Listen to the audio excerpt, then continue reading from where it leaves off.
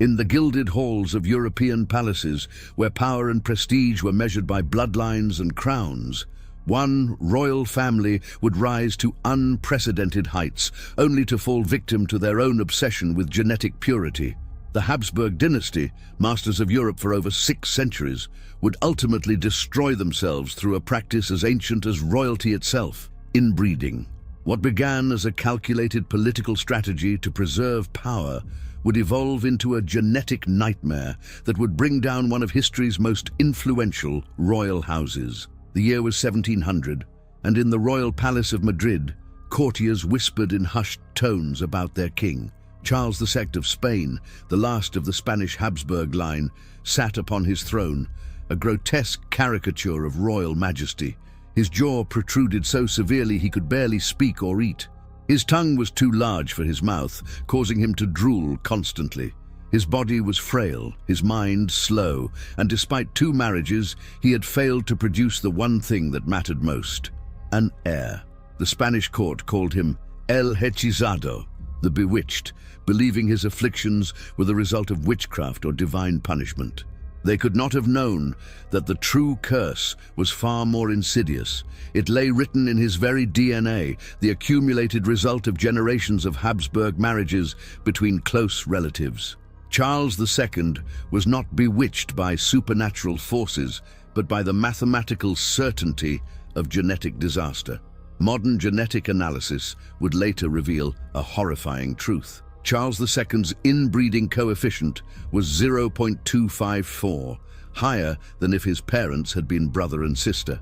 He was more inbred than the offspring of siblings, the living embodiment of 2 centuries of dynastic marriages that prioritized political alliance over biological wisdom. His very existence was a testament to how the pursuit of power could corrupt the most fundamental aspects of human nature. The Habsburg story is not merely one of royal decadence or political miscalculation. It's a scientific cautionary tale written in human suffering, a demonstration of how genetic laws operate with ruthless precision, regardless of wealth, power, or divine right. It shows us how a family's greatest strength, their unity and exclusivity, became their ultimate weakness, leading to physical deformity, mental disability, and eventually dynastic extinction. As we delve into this dark chapter of European history, we encounter not just kings and queens, but victims of a system that valued bloodline purity above human welfare. The Habsburg tale forces us to confront uncomfortable truths about power, genetics, and the price of dynastic ambition. It reminds us that no amount of gold, territory, or political influence can overcome the fundamental laws of biology. The rise and fall of the Habsburg dynasty spans continents and centuries, encompassing the Spanish Empire's golden age, the Holy Roman Empire's complexity, and Austria-Hungary's grandeur. Yet beneath the pomp and ceremony, the glittering ceremonies and magnificent palaces, lay a growing genetic disaster that would ultimately prove more destructive than any army, plague, or political revolution. This is the story of how one family's obsession with keeping power within their bloodline led to their complete destruction, a reminder that even the mightiest dynasties are subject to the unchanging laws of nature, and that the pursuit of genetic purity often leads to genetic catastrophe. The Habsburg dynasty's origins can be traced to the Swiss canton of Aargau in the 10th century, where they began as minor nobility with modest landholdings. Their name derives from their ancestral seat, Habsburgs, meaning Hawk's Castle, a fitting symbol for a family that would eventually soar to unprecedented heights of European power. What began as a small noble house would, through strategic marriages and political maneuvering, evolve into the most powerful royal family in European history.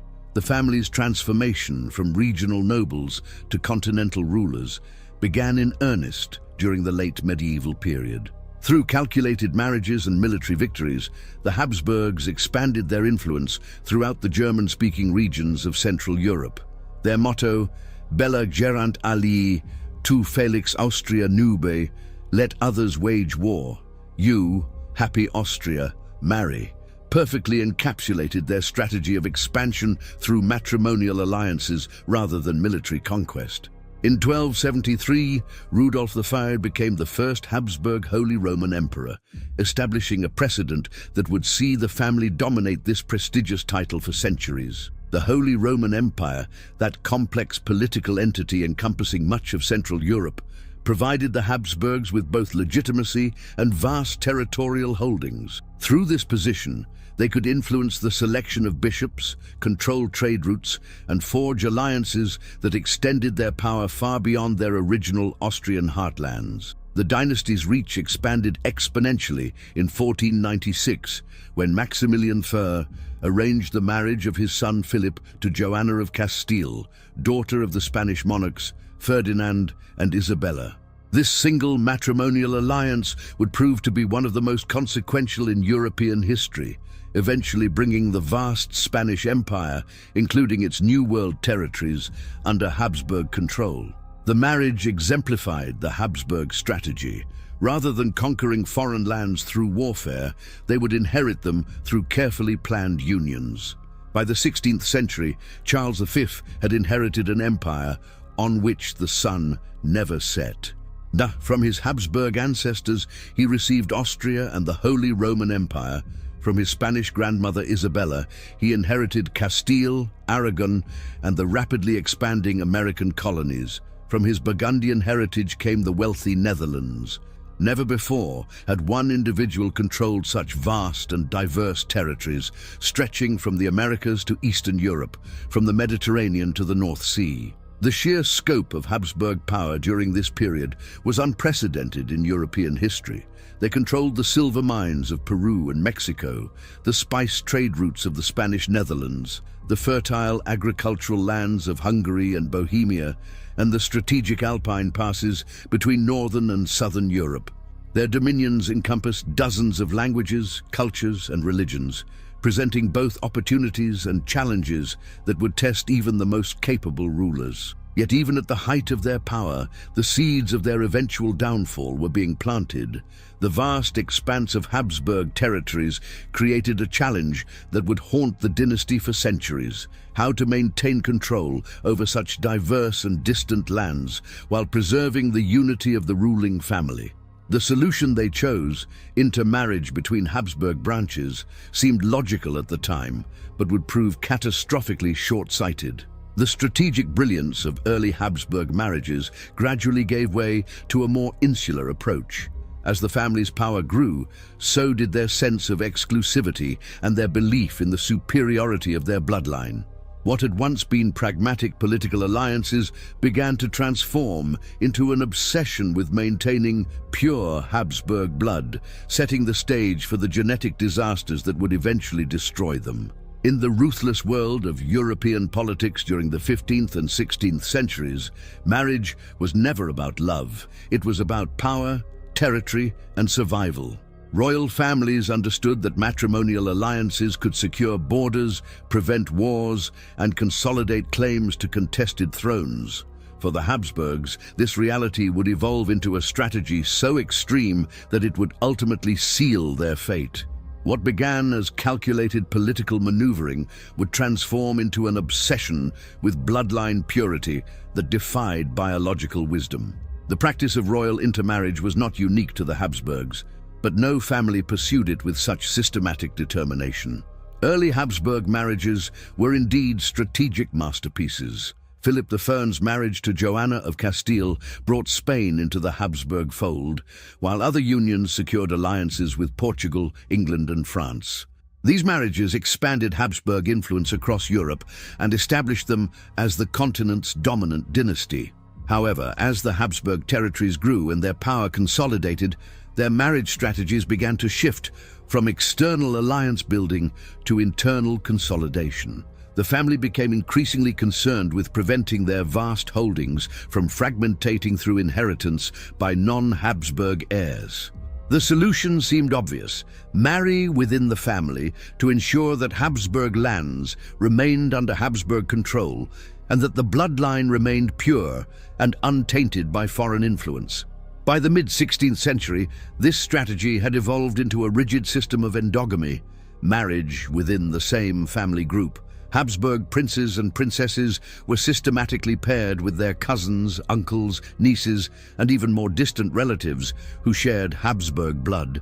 Charles V married his first cousin, Isabella of Portugal. His son, Philip II, married his first cousin, Maria Manuela of Portugal, and later his niece, Anna of Austria, who was 21 years his junior.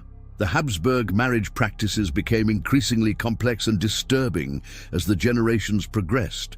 Philip II's son, Philip III, married his second cousin, Margaret of Austria.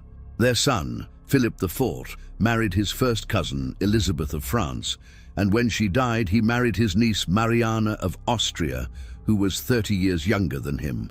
Each generation saw the genetic pool becoming smaller and more concentrated, with the same ancestral genes being combined and recombined in increasingly dangerous ways. The family developed elaborate genealogical charts to track relationships and ensure that marriages maintained Habsburg purity while ostensibly avoiding the closest degrees of consanguinity forbidden by the Catholic Church. However, these calculations focused on canonical law rather than biological reality.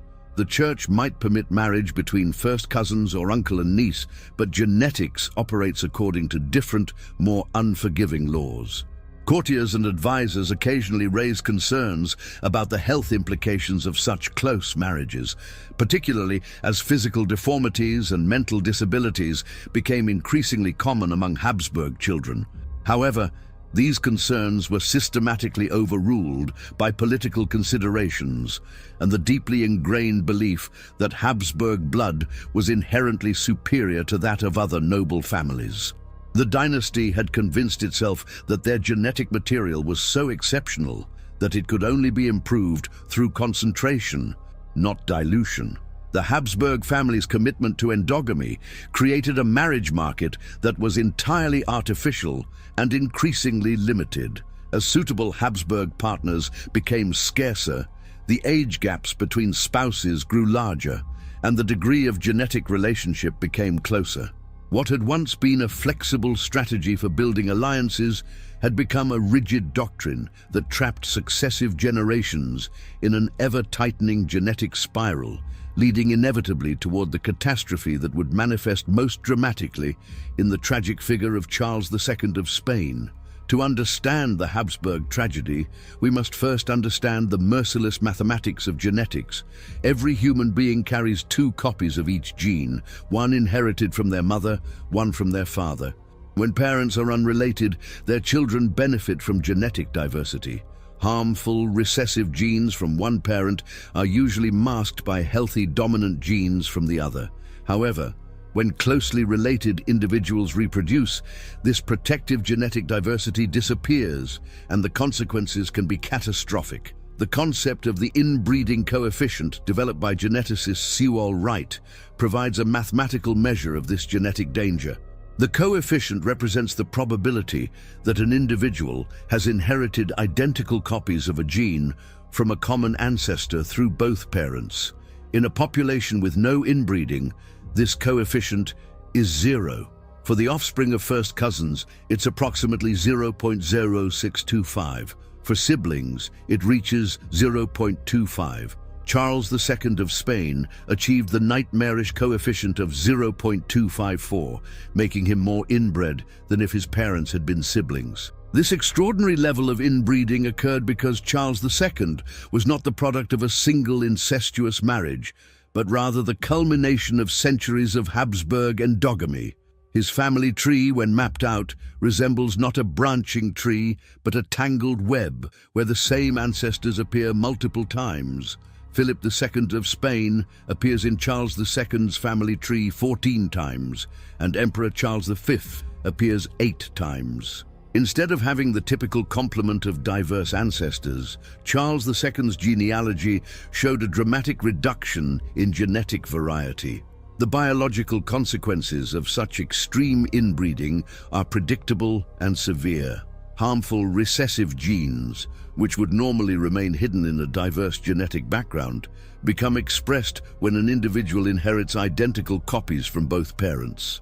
These effects compound across multiple gene systems, affecting everything from physical development to cognitive function, immune system effectiveness, and reproductive capability.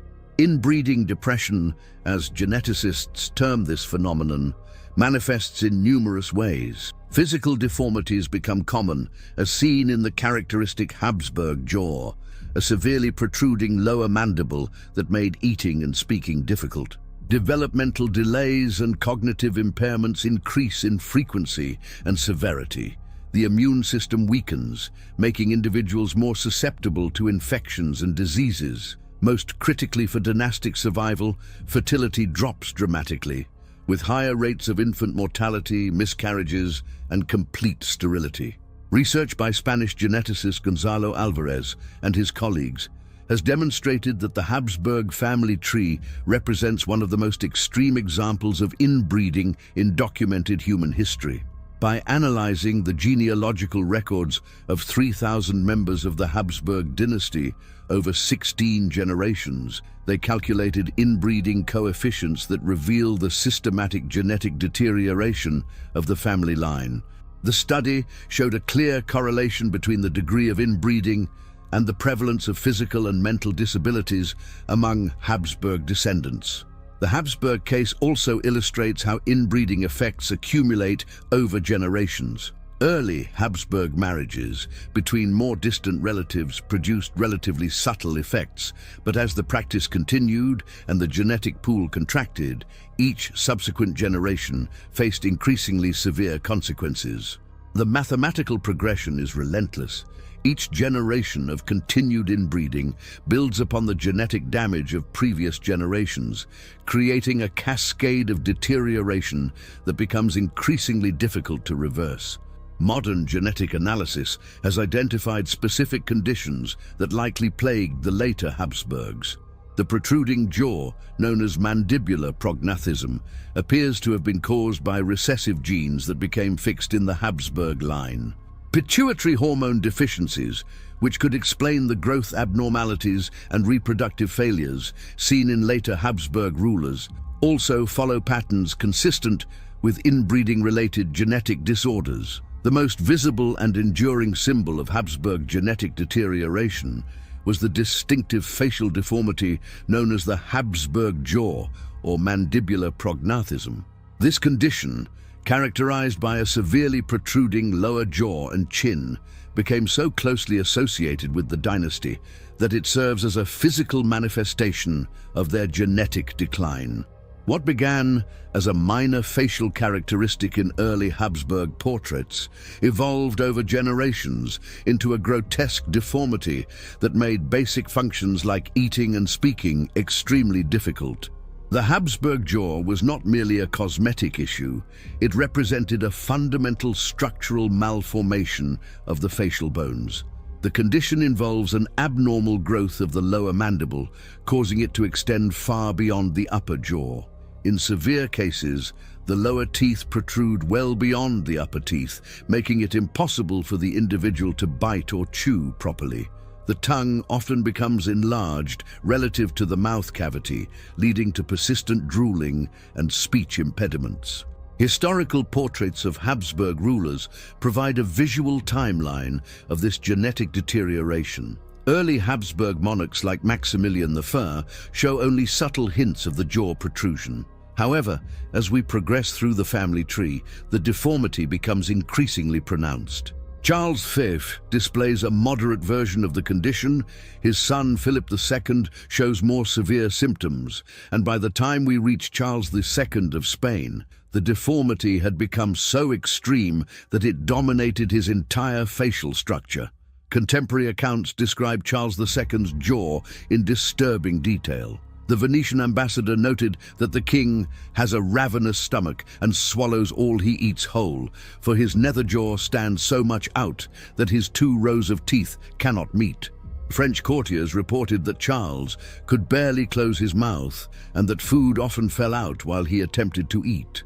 The king's speech was so severely impaired that foreign diplomats required interpreters to understand him, even when he spoke in their native languages. Beyond the famous jaw, The Habsburgs suffered from numerous other physical deformities that became increasingly common with each generation.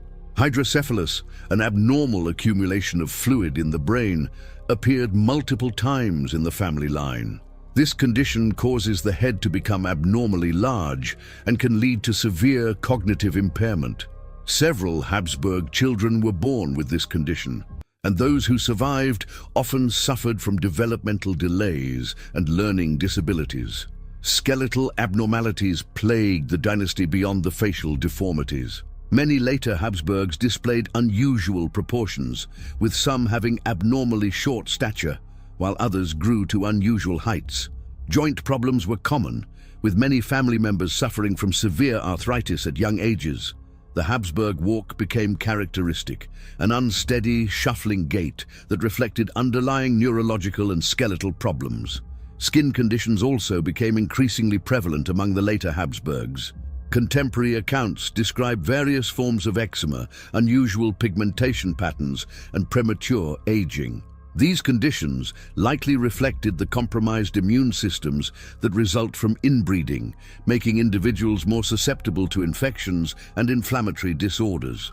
The reproductive system was particularly affected by the accumulated genetic damage. Many Habsburg men suffered from various degrees of sexual dysfunction and fertility problems. Women in the family experienced high rates of miscarriage and infant mortality. The inability to produce healthy offspring became a recurring theme in Habsburg history, with numerous marriages remaining childless despite desperate attempts at conception. Charles II of Spain stands as perhaps history's most tragic example of the consequences of systematic inbreeding. Born on November 6, 1661, he was the product of a marriage between Philip IV of Spain and his niece Mariana of Austria, a union that brought together two already heavily inbred Habsburg lineages. From the moment of his birth, it was clear that Charles represented the culmination of 2 centuries of genetic deterioration, embodying in his frail body the accumulated damage of countless close marriages. The infant Charles barely survived his early years. Contemporary accounts describe a sickly child who failed to meet basic developmental milestones. He did not speak until age 4, could not walk without assistance until age 8, and required constant medical attention throughout his childhood. Court physicians were baffled by the range and severity of his conditions, attributing his problems to everything from divine displeasure to witchcraft, never understanding that they were witnessing the inevitable result of genetic mathematics. As Charles matured, his physical deformities became increasingly apparent and disturbing.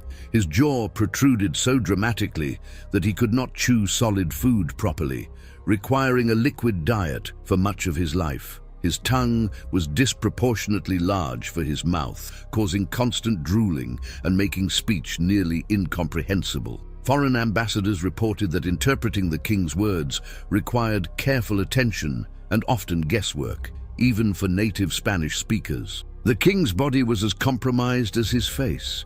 He stood barely 5 feet tall, despite having tall ancestors. His limbs were disproportionate, and his posture was severely hunched. He suffered from frequent seizures that left him unconscious for hours, and his physicians reported episodes where he would lose control of his bodily functions. His hands trembled constantly, making it difficult for him to sign documents or perform basic tasks of governance.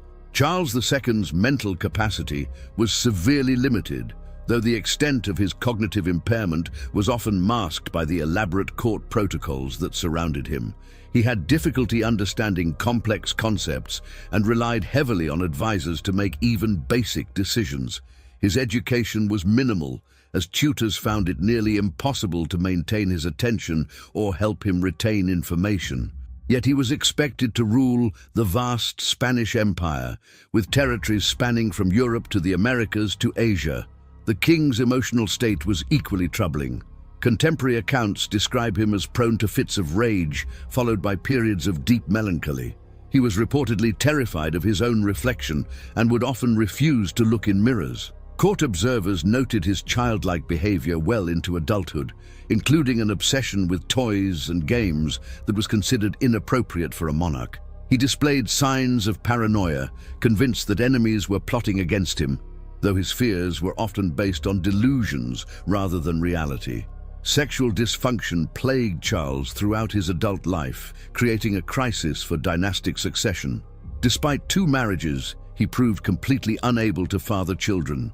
His first wife, Marie-Louise of Orléans, endured years of humiliating medical examinations as court physicians desperately sought explanations for the royal couple's childlessness. After her death, Charles married Maria Anna of Neuburg, but this union proved equally barren. The Spanish court's desperation regarding Charles's condition led to increasingly extreme measures. Exorcisms were performed regularly, as many believed the king was possessed by demons. Various physicians prescribed bizarre treatments, including the application of hot animal entrails to his body and the consumption of increasingly exotic substances. Court astrologers were consulted, and elaborate rituals were performed to try to restore the king's health and virility.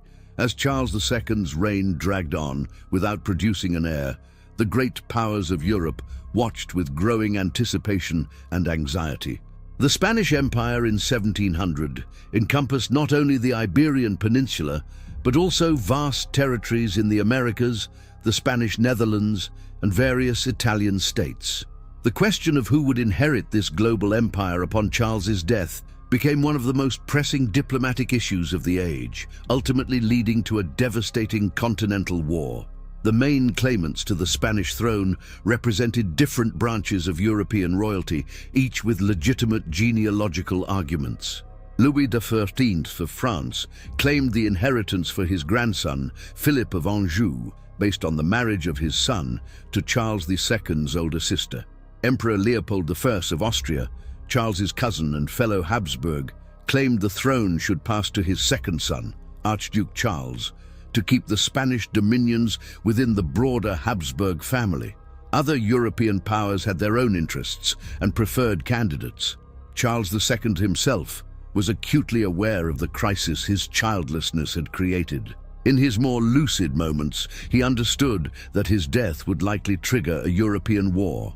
Various factions within the Spanish court lobbied intensively for different succession solutions, with some favoring the French Bourbon claim, while others supported maintaining Habsburg rule through the Austrian branch. The dying king changed his will multiple times, reflecting both his own uncertainty and the intense pressure from competing court factions. In October 1700, Charles II finally made his decision, naming Philip of Anjou as his universal heir in his final will. The choice was influenced by several factors: the French candidate's closer blood relationship to Charles through the female line, French military power that could protect Spanish territories, and the argument that the Spanish dominions should remain intact under a single ruler rather than being partitioned among multiple claimants. When Charles II died on November 1, 1700, at age 38, his death marked not just the end of his personal suffering, but the extinction of the Spanish Habsburg line. The autopsy report, conducted by Spanish court physicians, provides a grotesque catalogue of his internal deformities. His heart was the size of a peppercorn, his lungs were corroded, his intestines putrefied, and he had only a single testicle, black as carbon. These findings, while described in the medical terminology of the time, clearly indicate the systematic organ failure that resulted from his extreme inbreeding. The European powers' reaction to Charles's will and France's acceptance of the Spanish inheritance was swift and decisive. The prospect of French control over the Spanish Empire threatened to upset the carefully maintained balance of power that had kept Europe relatively stable. Austria refused to accept the French succession, and soon England, the Dutch Republic, Portugal, and several German states joined what became known as the Grand Alliance against France and Spain. The War of the Spanish Succession, 1701–1714, became one of the most devastating conflicts in European history up to that time. Battles raged across multiple continents, from the fields of Flanders to the mountains of Spain, from the Caribbean to the Mediterranean. The war featured some of history's greatest military commanders, including the Duke of Marlborough and Prince Eugene of Savoy, and saw innovations in military tactics and strategy that would influence warfare for centuries. The human cost of the war was staggering. Historians estimate that between 400,000 and 1.25 million people died as a direct result of the conflict, with millions more suffering from war-related famines, diseases, and economic disruption. Entire regions were devastated by the fighting, and the economic consequences of the war affected European development for decades. All of this carnage can be traced back to one man's inability to father children, an inability that was itself the direct result of centuries of Habsburg inbreeding. The War of the Spanish Succession fundamentally transformed the European balance of power and marked the beginning of the end for Habsburg dominance.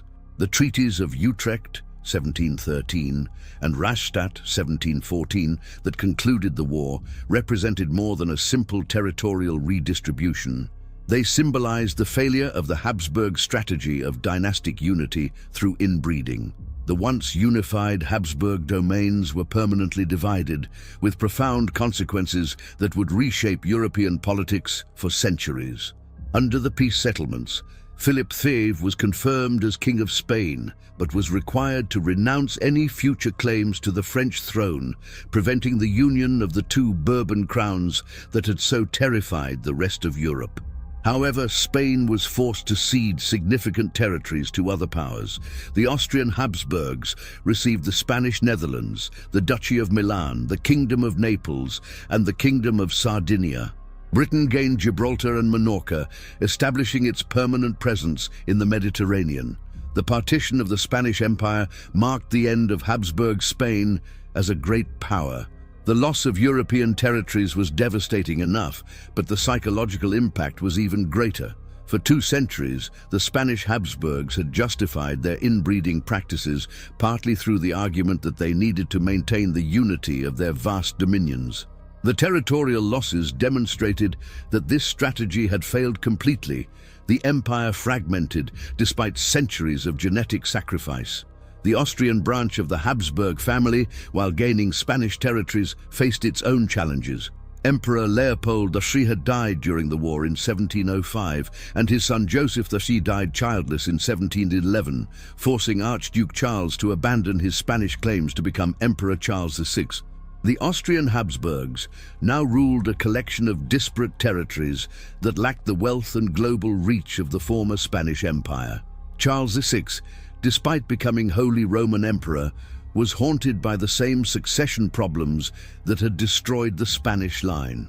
His own marriage to Elizabeth Christine of Brunswick-Wolfenbüttel was arranged for political reasons, and while she bore him children, only 2 daughters survived to adulthood. Charles spent much of his reign trying to secure international acceptance of the Pragmatic Sanction, which would allow his daughter Maria Theresa to inherit his domains, despite Salic law traditions that favored male succession.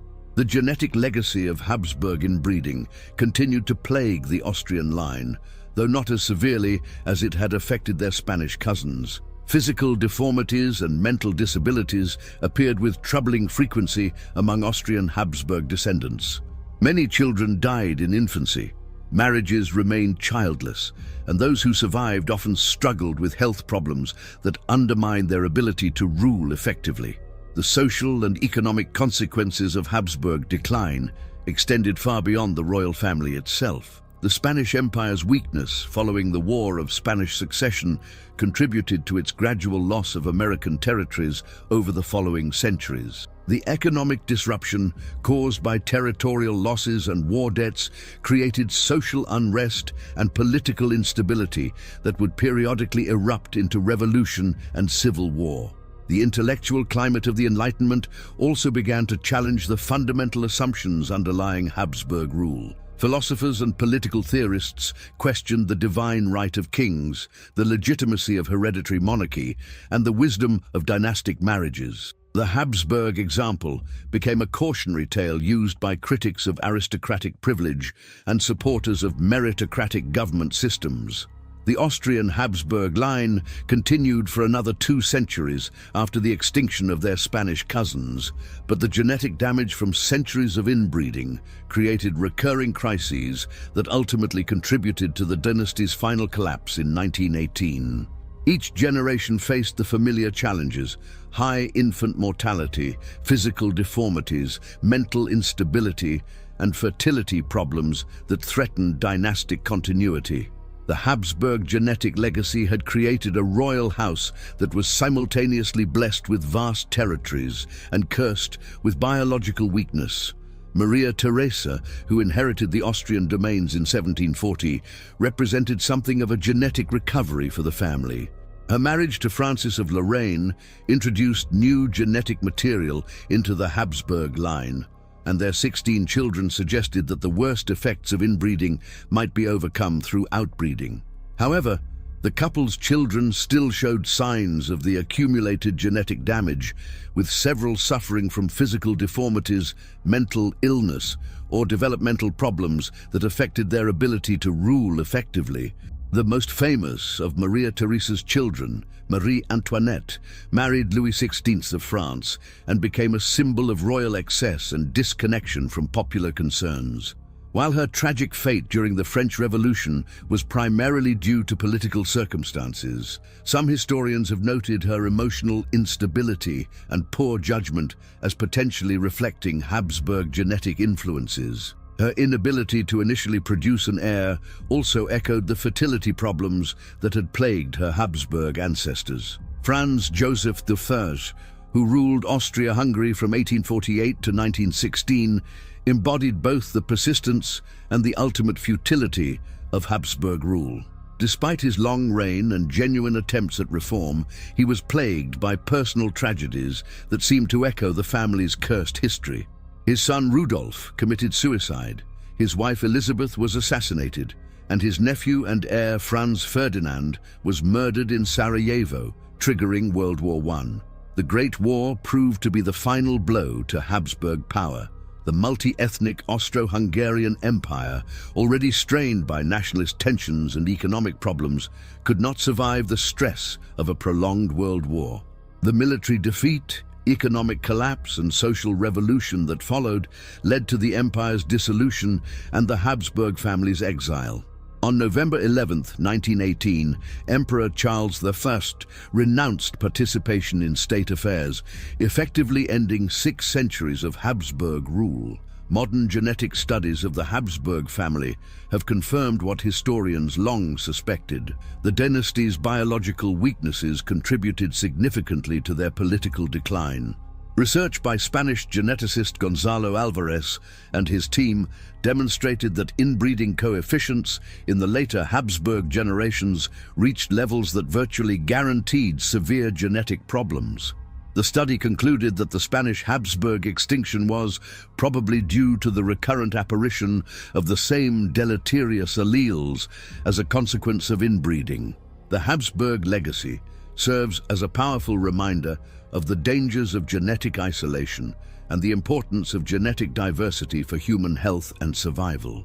Their story has been used by geneticists, historians, and medical professionals to illustrate the consequences of consanguineous marriage and the mathematical inevitability of genetic deterioration in isolated populations. In the modern world, the Habsburg example has gained new relevance as scientists study genetic diversity in small populations, whether in isolated communities, endangered species, or space colonization scenarios. The dynasty's genetic collapse provides real-world data on how inbreeding affects complex organisms over multiple generations, offering insights that extend far beyond historical curiosity into contemporary scientific and medical applications. The Habsburg dynasty's rise and fall represents one of history's most dramatic examples of how biological laws can override political power, economic wealth, and social prestige. Their story transcends the boundaries of historical curiosity to offer profound lessons about genetics, power, and the human condition that remain relevant in our modern world. The mathematical precision with which genetic deterioration destroyed the most powerful royal family in European history serves as a sobering reminder that no amount of human ambition can overcome the fundamental laws of biology. The Habsburg tragedy illustrates the dangerous intersection of politics and biology that occurs when ruling elites become too isolated from the broader human gene pool. Their initial strategy of using marriage alliances to consolidate power was politically brilliant, enabling them to build an empire that spanned continents. However, their subsequent turn toward endogamy, marriage within the family group, violated basic principles of genetic health that were unknown to medieval and early modern societies, but operated with ruthless efficiency nonetheless. Modern genetic research has vindicated the historical evidence of Habsburg decline, providing scientific explanations for the physical deformities, mental disabilities, and fertility problems that plagued the dynasty's later generations. The concept of inbreeding depression, the mathematical reality of genetic load, and the statistical inevitability of expressing harmful recessive alleles all help explain why the Habsburg strategy was doomed from the beginning.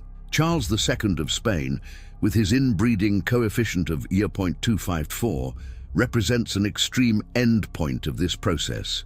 A human being whose genetic makeup was more consistent with the offspring of siblings than with that of individuals from healthy, diverse populations. The Habsburg case also demonstrates how cultural and religious factors can perpetuate dangerous practices even when their consequences become apparent.